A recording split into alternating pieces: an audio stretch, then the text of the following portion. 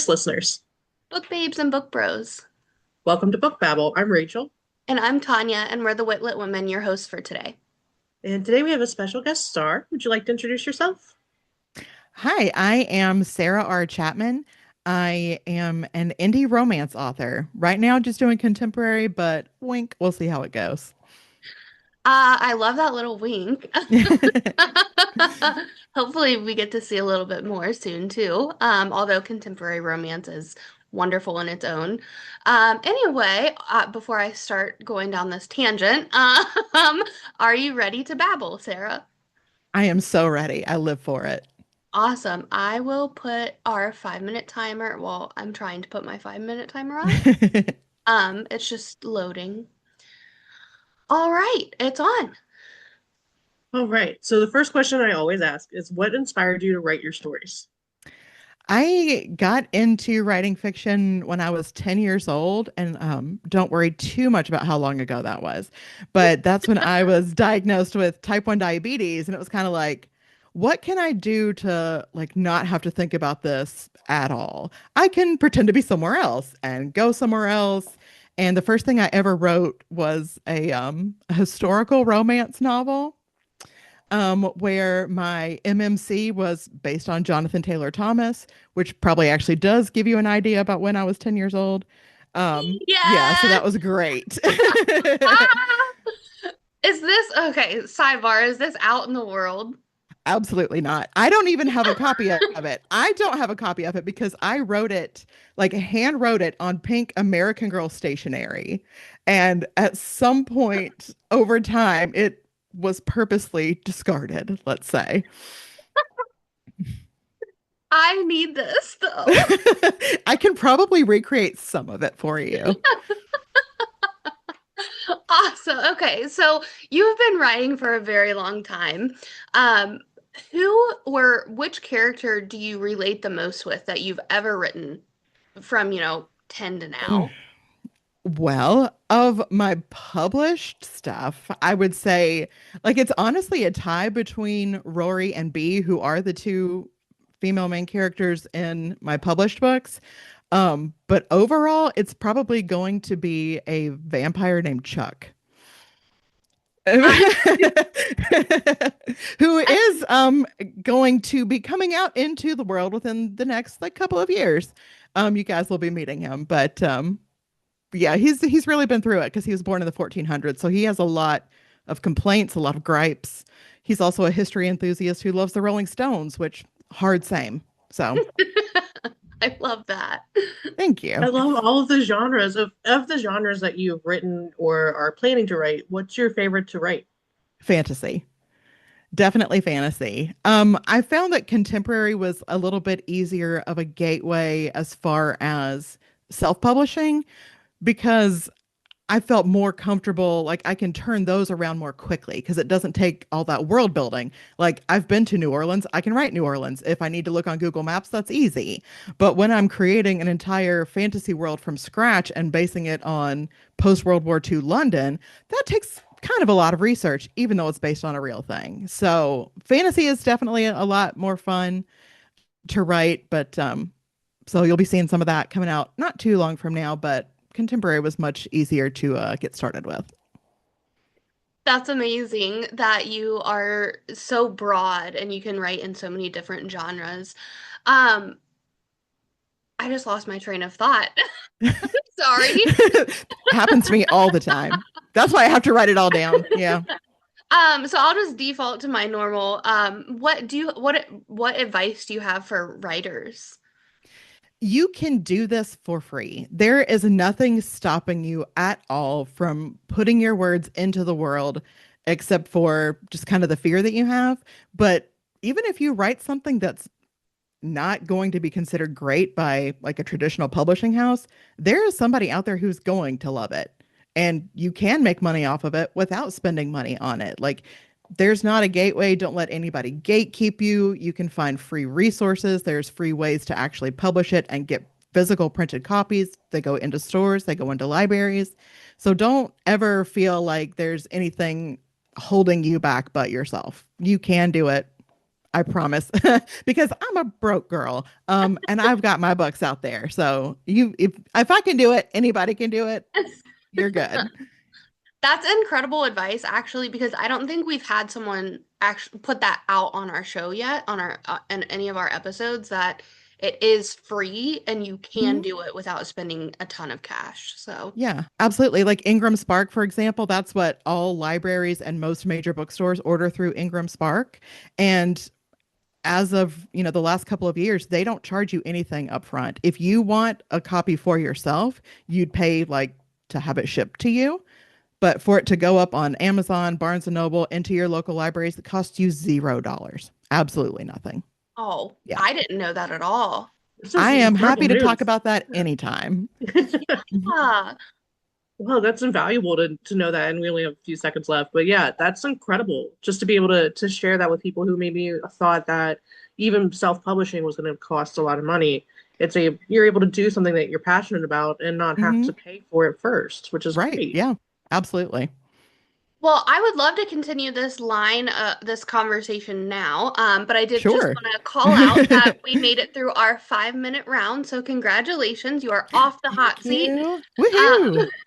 that section will go on our social channels, and the full episode's going to go on Spotify and YouTube. So we'll just keep chatting. Uh, Okay. so yeah, what other invaluable information do you have to give us? Like Ingram Spark, you mentioned. Um, Mhm. any other resources or advice that you have for aspiring authors? So the most like critical one that I could mention, there is a group called the Uber Group, and you can go to theubergroup.org to get more information about it. That's kind of what changed everything for me was joining. Um, you can pay to become a member, and that's kind of they don't make a profit. They are a registered nonprofit company. Um, I think membership is normally like it can be $200, but they also do like an income based. So I don't have a job outside of publishing. This is my job. So when I first joined, it cost me nothing because they knew I didn't have anything to pay them, but I was willing to put in the work. So what the Uber group does is it spends 6 weeks helping you with other writers who are also just joining the group to learn how to develop a story from scratch. So you come in with a story idea that you have not written yet. And they teach you how to get like those first 300 words really punchy. Because if you can't get somebody in those 300, they're probably going to put the book down. And then they'll teach you, even if you're a pantser, it's very helpful to know how to outline. Because if you do a draft zero, you're still probably going to want to go back on other drafts and learn how to kind of outline and organize and plot. And it goes just a little bit deeper into that each week. You also learn how to do like how to write a 1 sentence elevator pitch, how to like come up with the premise of a novel that's going to be the theme that carries you all the way through. And so then once you get to the end of that 6 weeks and that story is fully developed, you go into the second 6 weeks, which is where you submit something that you have already completed. And the other people in your group will do a developmental edit on it. Again, this costs you nothing. So you'll be doing developmental edits for the other people in your group. You'll have multiple people doing a developmental edit on your work. And at the end of that 6 weeks, you've received enough training in developmental editing that you can go on Fiverr and say, hey, I'm a developmental editor. I've done this, this, and this books. If you want to pay me, feel free. So even if you only do those first 12 weeks and you don't decide to become a full member of the group, it's still like genuinely invaluable information because you've learned how to do it for yourself and you've had other people do it for you on a finished work. So that I took Between the Lines, which was my first published book when I first joined the Uber group. That was what I put through developmental edits. And it I would never have published it. It would never have been ready if I was just doing like beta readers and going through. There's some writers groups online where it's kind of everybody's just kind of like patting each other on the back and not really giving honest advice. They're either being way too harsh because some people just like to be mean online, or they're being way too handholdy because they don't want to make you mad because then you won't be nice to them. And you don't worry about that with the Uber group. If you come in with a good attitude and a good work ethic and you show up for the meetings, which it's all done over Discord, um, you'll do great. You'll be in and you'll have, I mean, there's nearly 300 members at this point. They Wow. do fiction, like any genre of fiction, young adult. They do children's books, picture books. They do scripts. If you're a script writer, they will also do table reads with working actors will come in and do it. And actually, TC Safavi, who runs the Uber group, her fiance, Max Roll, is a working Broadway actor. Like he just finished doing a run of Goodnight Oscar in London, where he got to meet Mark Hamill backstage, and like he got to meet Ian McKellen backstage, and they're both like the kindest people. And just to kind of go back to when you are first joining that first 6 weeks, the most exciting thing, and for anybody who's not published or you don't have an audiobook, this was the best part.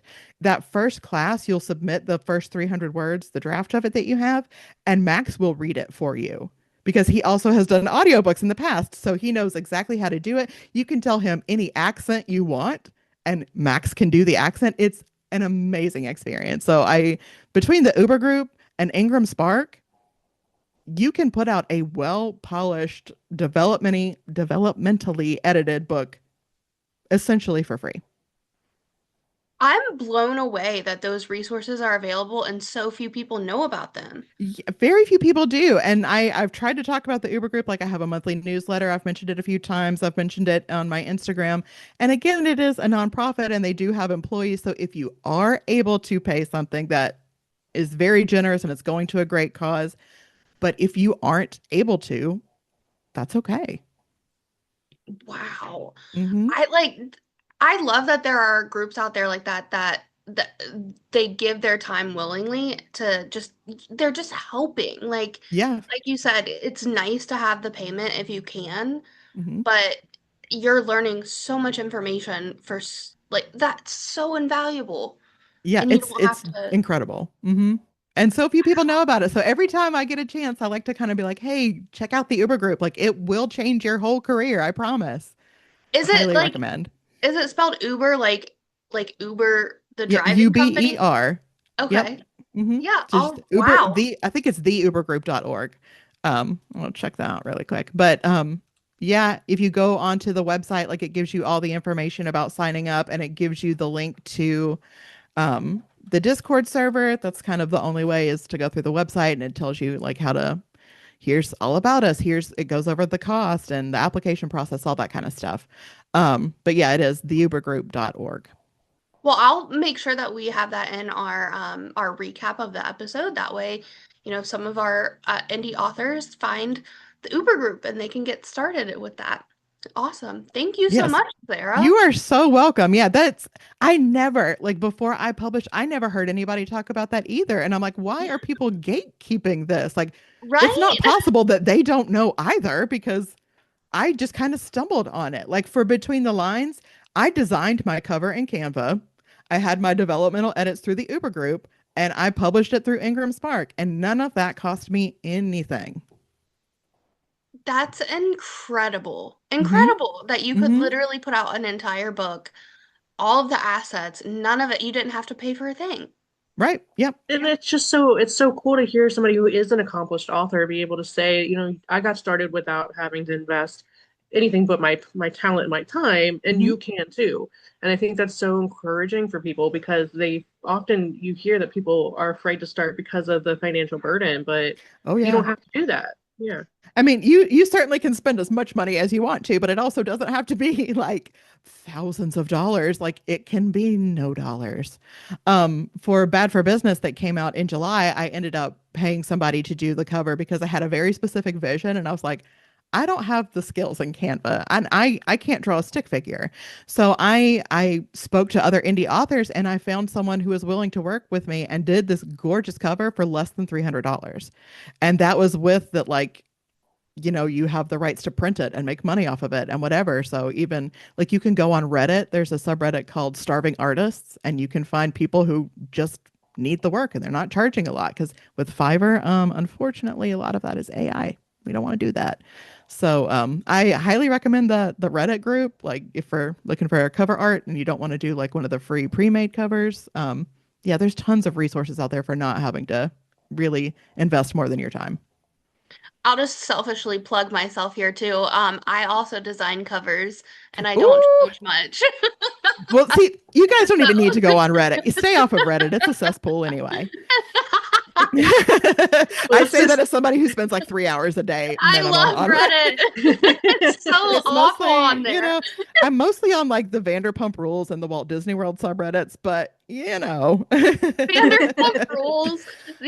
You are correct. That is like a cesspool.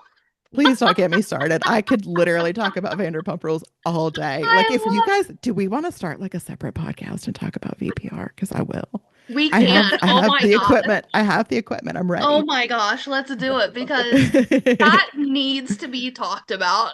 That Oh my show. God. All Oh. those people, that is like my guiltiest pleasure show. And Okay, so when we're done recording, call woo, me back because we need to talk about this. I'm on my 11th rewatch right now. Like, please talk to me about Vandy's. I work with someone, one of my really good work friends, she went to school with Brittany, Jax's ex-wife. Oh boy. Uh, Okay. I have some thoughts there, babe. so I have so much insight into that now. I don't doubt that. Well, my family on my mom's side is originally from Kentucky, and we still have people who live there. And so I certainly understand some things about where Brittany's coming from and other things, her mom does explain a lot. I'm just going to put that out there. Rachel and I are in Kentucky too, and I can promise we there are don't definitely some have this things that happen. Well, and let me clarify. My family is from rural Kentucky. They are from Mount Olivet. Mhm. So it's Yeah, up that's like near rural. the Ohio border. Like I can't speak on the state as a whole, and I always enjoy my visits there. But I don't really like to go in the grocery store. Like let me put it that way. I like to bring my food from home. I went into Walmart once in like 2001, and I was like, oh, too much even for me. And I'm from South Carolina, so We are our own culture here for sure. Yeah, it's a new world here. But I love you roll down the windows as soon as you cross the state line and you smell the literal blue grass, and it's incredible. So I do miss it often. I will say that. Well, this is usually about the time that we ask you to, if take some time for yourself. Is there anything that you wanted to share that you haven't shared, or something that you want your readers or the listeners to hear? Well, I do want to talk about a couple of events I have coming up for the end of the year. Next month, I will actually be doing my first event in the Midwest. I'll be at Books by the Arch in St. Louis, Missouri. Very excited about that. That is October, I believe the 11th is the Saturday. The weekend after that, so October 18th, I'll be at Pedals Book Fair in Greenville, South Carolina. And then in mid-November, I will be at Bookaholic Hilton Head, which is being run by Stella Price. So if you know a lot about like the book convention circuit, you've probably been to one of Stella's events. So I'm very excited to have those coming up. Buy my books; they're really good. I promise you'll like it. The second one is a lot spicier than the first one. There is an adult scene in chapter 1. So if that's what draws you in, please check that out. The first book is set in Asheville. It came out not long before Hurricane Helene. So that was a lot emotionally. But I do recommend both of those. And I like to tell people that I write meet cutes that are just covering up emotional warfare. So I'll put you through it, but you'll enjoy yourself. That is the best. There's a happy ending, but babe, you're gonna work for it just like he does. So Your elevator pitch is so good. Oh, thank you. I love that. Thank you so much. It's gonna be happily ever after, but you're gonna work for it. Sorry. I love that. All right. Thank you. Sarah, we had so much fun. We loved it today, and I hope we get to have you on again soon. It was so fun. I'll come back tomorrow. I'm available next week. Yeah, just let me know. I'm around. Awesome. Well, thank you so much, and we'll chat soon. All right. Thank you so much. This was so fun. Have a good day. You too. Bye. Bye.